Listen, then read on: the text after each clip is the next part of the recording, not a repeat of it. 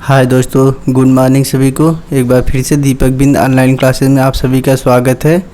तो दोस्तों, यह जीव विज्ञान का चौथा पार्ट है। इससे पहले मैंने 3 पार्ट करा दिया हूँ। जो भी विद्यार्थी नहीं देखे हैं वे दीपक बिंद ऑनलाइन क्लासेस में जाकर देख सकते हैं। तो दोस्तों चलिए आइए हम शुरू करते हैं। क्वेश्चन नंबर पहला।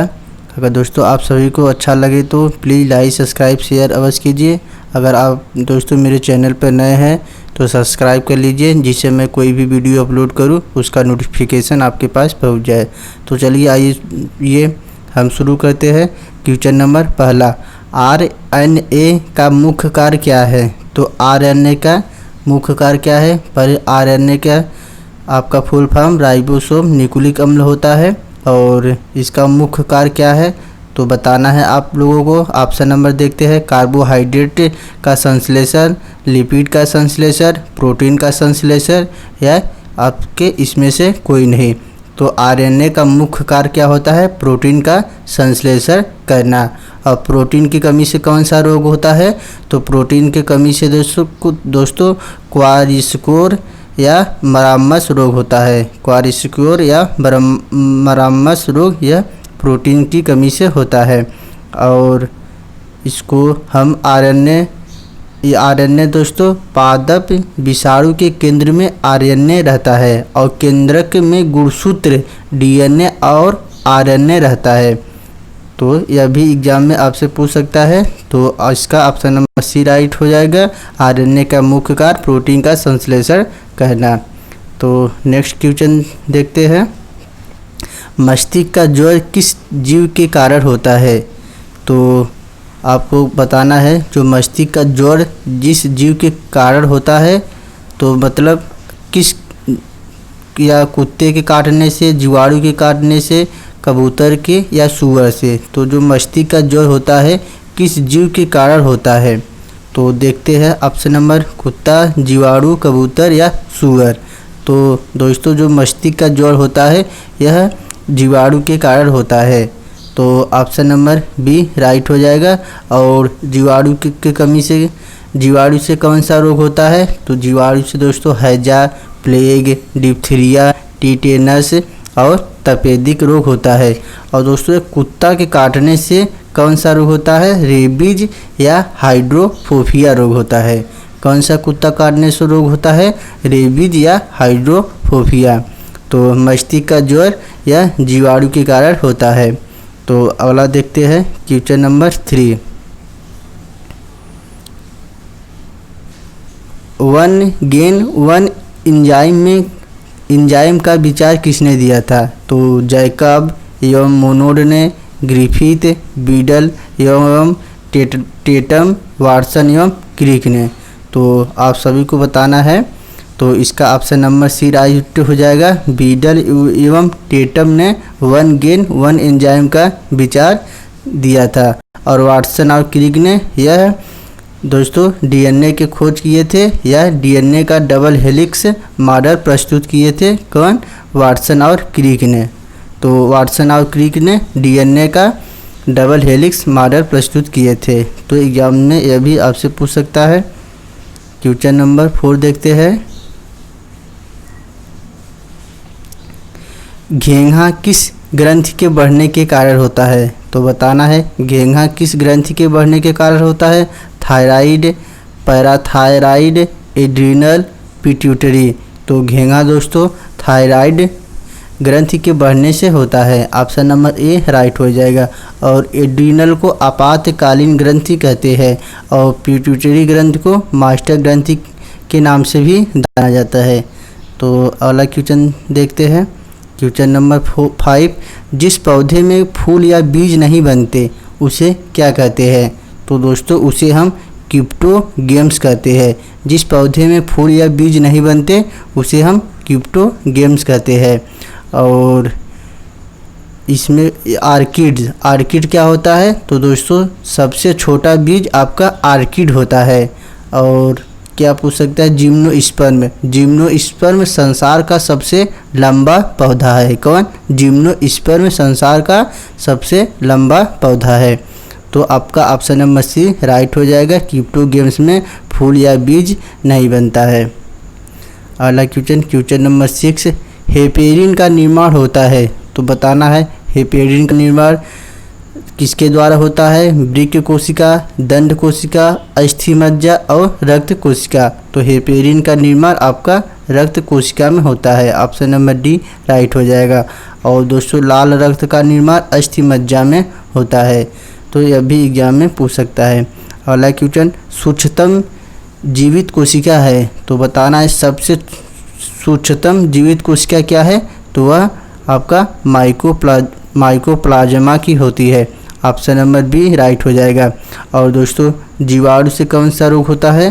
तो जीवाणु से दोस्तों हैजा, प्लेग, डिप्थीरिया व टिटेनस और तपेदिक रोग होता है। और विषाणु से कौन सा रोग होता है? तो विषाणु से एड्स और पोलियो, चेचक, पीलिया, हाइड्रोफोबिया व खसरा रोग विषाणु के से होता है। तो नेक्स्ट क्वेश्चन पर चलते हैं। क्वेश्चन नंबर 8 देखते हैं दोस्तों, कवक में संचित भोज्य पदार्थ है। तो बताना है कवक में संचित भोज्य पदार्थ कौन है? स्टार्च, फ्रुक्टोज, ग्लाइकोजेन या सुक्रोज। तो कवक में संचित भोज्य पदार्थ आपका ग्लाइकोजेन होता है। ऑप्शन नंबर सी राइट हो जाएगा। और फ्रक्टोज या दोस्तों एक चीनी का मीठा भाग होता है। इसका रासायनिक सूत्र C6H12O6। और सुक्रोज का रासायनिक सूत्र C12H22O11 होता है। कभी कभी एग्जाम में आपसे पूछ सकता है। तो क्वेश्चन नंबर 9 देखते हैं, सबसे मजबूत मांसपेशी पाई जाती है। तो बताना है सबसे शरीर में मजबूत मांसपेशी कहाँ पाई जाती है? तो उंगलियों में, कलाई में, जांघ में या जबड़ों में। तो सबसे मजबूत मांसपेशी आपके जबड़ों में पाई जाती है। ऑप्शन नंबर डी राइट हो जाएगा। और अगला क्वेश्चन देखते हैं, गोलाकार प्रोटीन का उदाहरण है। ऑप्शन नंबर एलिटिन, कोलाजन, एल्ब्यूमिन या कैरोटीन। तो गोलाकार प्रोटीन का उदाहरण आपका एल्ब्यूमिन है। ऑप्शन नंबर सी राइट हो जाएगा। और कैरोटीन दोस्तों इसका जो गाय का दूध पीलापन होता है वह कैरोटीन के कारण होता है। तो अगला क्वेश्चन नंबर 11, डीएनए का संश्लेषण किस प्रावस्था में होता है? तो इंटरफेज, प्रोफेज, मेटोफेज या एनाफेज। तो बताना है डीएनए का संश्लेषण किस प्रावस्था में होता है? तो आपका इंटरफेज में होता है। ऑप्शन नंबर ए राइट हो जाएगा। और डीएनए का full form deoxy ribosome nucleic अम्ल। और जो केंद्रक में गुणसूत्र होता है उसमें डीएनए और आरएनए दोनों रहता है। तो अगला क्वेश्चन नंबर 12, एंजाइम की सर्वाधिक संख्या पाई जाती है। तो एंजाइम की सर्वाधिक संख्या कहाँ पाई जाती है? तो शाकाहारी में, मांसाहारी में, सर्वाहारी में, परजीवी में। तो एंजाइम की जो सर्वाधिक संख्या है वह आपके सर्वाहारी में पाई जाती है। ऑप्शन नंबर सी राइट हो जाएगा। और शाकाहारी आपका प्राथमिक उपभोक्ता और यह द्वितीय उपभोक्ता, या सर्वाहारी आपका द्वितीय उपभोक्ता में आ जाएगा। तो अगला क्वेश्चन, बुढ़ापे के अध्ययन को क्या कहते हैं? तो गायनेकोलॉजी, जियोलॉजी, जेरोंटोलॉजी, जीनोलॉजी। तो बुढ़ापे के अध्ययन को हम जेरोंटोलॉजी कहते हैं। ऑप्शन नंबर सी राइट हो जाएगा। अगला क्वेश्चन नंबर 14, यकृत के अध्ययन को कहते हैं। तो बताना यकृत के अध्ययन को क्या कहते हैं? हर्पेटोलॉजी, हेपेटोलॉजी, होरोलॉजी या नीडोलॉजी। तो यकृति के अध्ययन को या लीवर के अध्ययन को हम हेपेटोलॉजी कहते हैं। ऑप्शन नंबर बी राइट हो जाएगा। और हर्पेटोलॉजी इसमें दोस्तों सरीसृप का अध्ययन किया जाता है। सरीसृपों का अध्ययन हम हर्पेटोलॉजी में करते हैं। तो नेक्स्ट क्वेश्चन नंबर 15 देखते हैं दोस्तों, मनुष्य के शरीर में सर्वाधिक पाया जाने वाला प्रोटीन है। तो मायोसिन, एल्ब्यूमिन या कोलेजन या हीमोग्लोबिन। तो बताना है मनुष्य के शरीर में सर्वाधिक पाए जाने वाला प्रोटीन आपका कोलोजन होता है। ऑप्शन नंबर सी राइट हो जाएगा। और जो ब्लड का लाल रंग है वह हीमोग्लोबिन के कारण होता है। और रक्त का मापन किसके द्वारा किया जाता है? तो स्फिग्नोमैनोमीटर के द्वारा रक्त की मापन किया जाता है। तो अगला क्वेश्चन पर आते हैं। क्वेश्चन नंबर 16, लाइसिन होता है तो बताना है लाइसिन क्या होता है? एमिनो अम्ल, विटामिन, एंजाइम या ग्लूकोज। तो आपका जो लाइसिन होता है वह आपका एमिनो अम्ल होता है। ऑप्शन नंबर ए राइट हो जाएगा। और विटामिन की खोज किसने किए थे? तो विटामिन की खोज फंक ने किए थे। और एंजाइम दोस्तों यह भोजन पचाने में सहायक होता है। और ग्लूकोज चीनी सभी लोग जानते हैं। और लाइकेन में पाया जाने वाला शैवाल प्राय होता है। तो भूरा, हरा, नीला, हरा या लाल। तो लाइकेन में पाया जाने वाला शैवाल प्राय नीला हरा होता है। ऑप्शन नंबर सी राइट हो जाएगा। नेक्स्ट क्वेश्चन देखते हैं।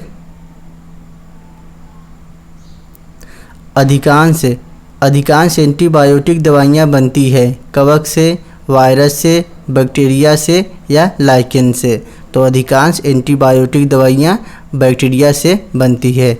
ऑप्शन नंबर सी राइट हो जाएगा। और वायरस से कौन सा रोग होता है?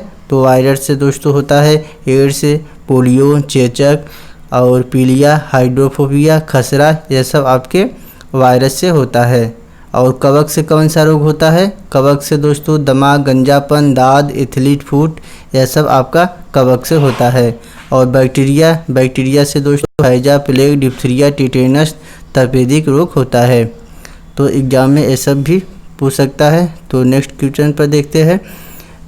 यकृत किस रूप में भोजन को संचित रखता है? Glucose, glycogen, albumin, ATP. तो बताना है आपको जो यकृत किस रूप में भोजन को संचित रखता है।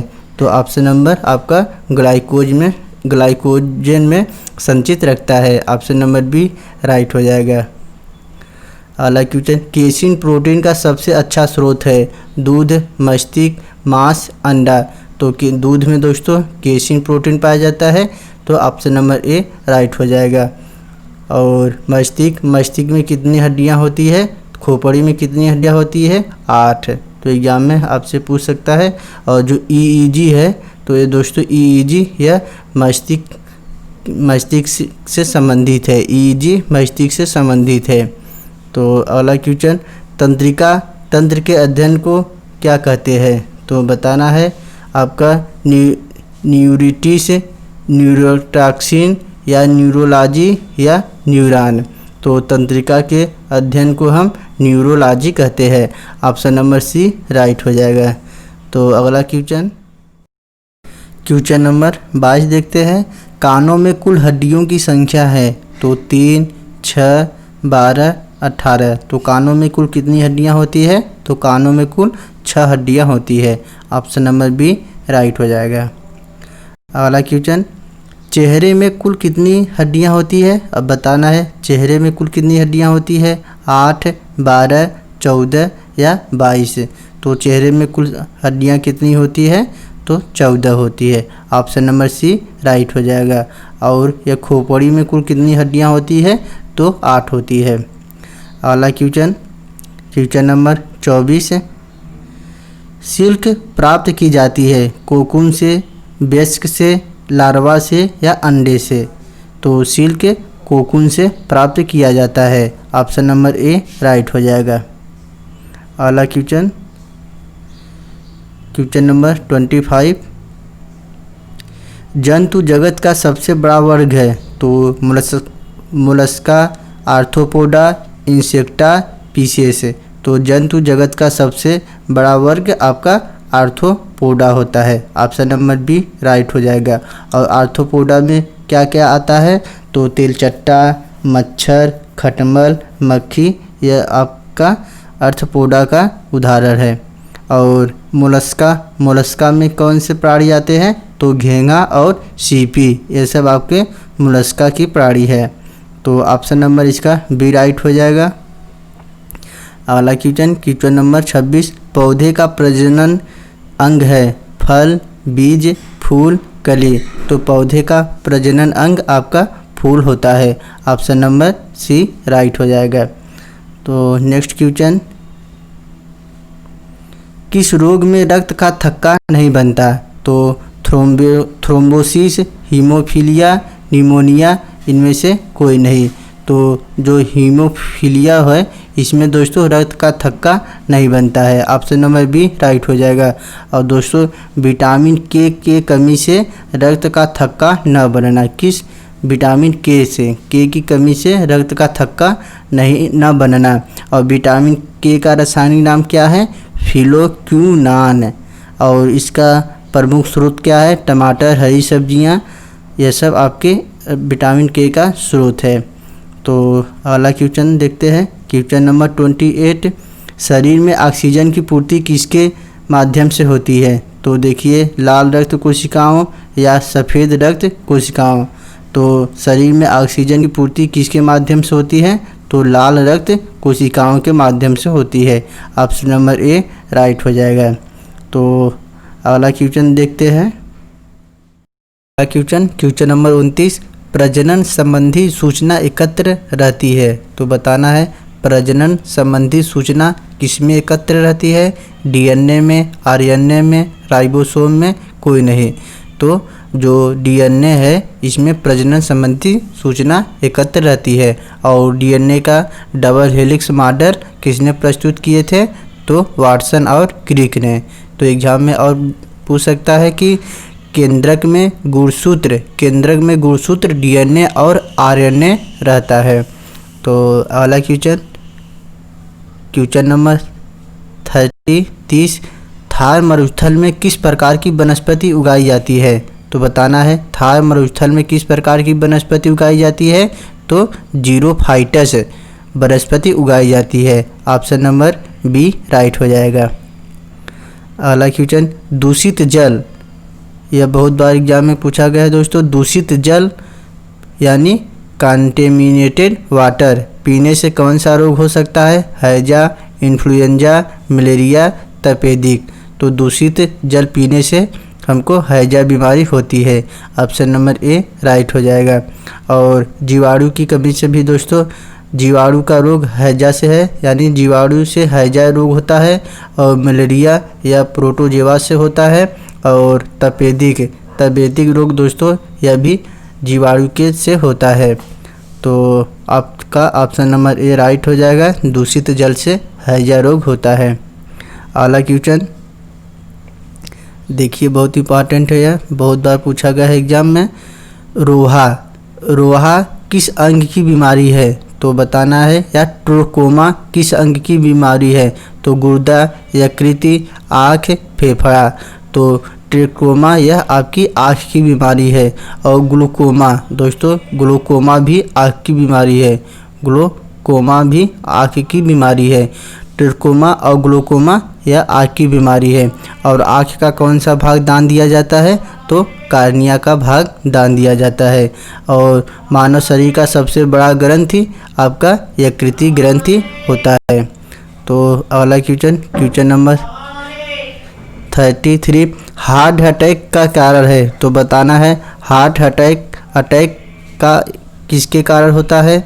तो blood sugar, cholesterol, blood protein या ब्लड यूरिया। तो हार्ट अटैक यह कोलेस्ट्रॉल के कारण होता है। कोलेस्ट्रॉल के कारण आपका हार्ट अटैक होता है। ऑप्शन नंबर बी राइट हो जाएगा। अगला क्वेश्चन, मानव रक्त में प्लाज्मा कितना प्रतिशत होता है? तो 35%, 40%, 45% या 55%। तो दोस्तों 55% आपका मानव रक्त में प्लाज्मा होता है। ऑप्शन नंबर डी राइट हो जाएगा। क्वेश्चन नंबर 35, एंजाइम सहायक होते हैं? तो बताना है एंजाइम किस में सहायक होते हैं? श्वसन में, भोजन के पाचन में, प्रतिरोधक शक्ति के विकास में या प्रजनन में। तो एंजाइम भोजन के पाचन में सहायक होते हैं। ऑप्शन नंबर बी राइट हो जाएगा। अगला क्वेश्चन नंबर 36, टीबिया। टीबिया नामक अस्थि मानव शरीर में कहाँ पाई जाती है? तो टीबिया नामक अस्थि मानव शरीर में कहाँ पाई जाती है? तो यह आपके टांग में पाई जाती है। ऑप्शन नंबर सी राइट हो जाएगा।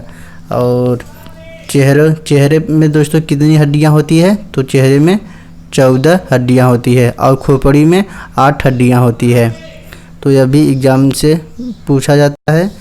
अगला क्वेश्चन, पौधे के रोगों का अध्ययन होता है तो पादप कार्डिकी में, रोग विज्ञान में, शारीरिकी में या माइकोलॉजी में?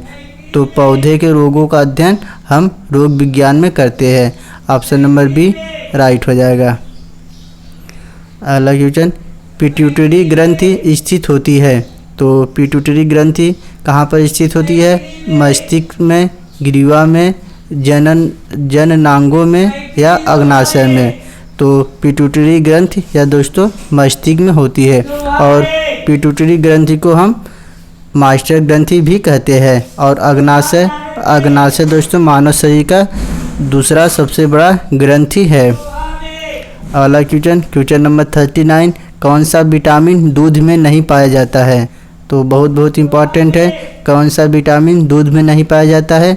Vitamin A, vitamin B, vitamin C या विटामिन डी? तो दोस्तों यह विटामिन सी है, इसमें दूध नहीं पाया जाता है। और विटामिन सी का रासायनिक नाम स्कार्बिक अम्ल। विटामिन सी से कौन सा रोग होता है? तो स्कर्वी रोग। विटामिन ए का रासायनिक नाम रेटिनॉल। और विटामिन ए के कमी से कौन सा रोग होता है? रतौंधी। और विटामिन बी का रासायनिक नाम आपका थायमिन। और विटामिन बी से बेरी रोग होता है। और विटामिन डी का रासायनिक नाम आपका कैल्सीफेरॉल। और विटामिन डी से दोस्तों रिकेटस रोग होता है। अगला क्वेश्चन नंबर 40, कार्बोहाइड्रेट्स में आते हैं तो वसा और शर्करा और प्रोटीन, स्टार्च, शर्करा और प्रोटीन या स्टार्च और शर्करा? तो दोस्तों कार्बोहाइड्रेट में आपका स्टार्च और शर्करा आता है। ऑप्शन नंबर इसका डी राइट हो जाएगा। और दोस्तों कार्बोहाइड्रेट यह कार्बन, हाइड्रोजन और ऑक्सीजन से मिलकर बना होता है। और कार्बोहाइड्रेट दोस्तों क्या होता है? यह ऑक्सीकरण द्वारा शरीर की ऊर्जा की आवश्यकता को पूरा करता है। और कार्बोहाइड्रेट दोस्तों एथलीट को जब तात्कालिक ऊर्जा आवश्यक होती है तब उसे कार्बोहाइड्रेट्स दिया जाता है। तो दोस्तों इसका ऑप्शन नंबर डी राइट हो जाएगा। तो उम्मीद करता हूं दोस्तों आप सभी को टेस्ट बहुत अच्छा लगा होगा। अगर दोस्तों अच्छा लगा होगा तो प्लीज़ लाइक, सब्सक्राइब और शेयर अवश्य कीजिए। और दोस्तों बेल आइकन का प्रेस करना ना भूलिए, जिससे मैं कोई भी वीडियो अपलोड करूं उसका नोटिफिकेशन आपके पास पहुंच जाए। तो दोस्तों वीडियो देखने के लिए बहुत बहुत धन्यवाद।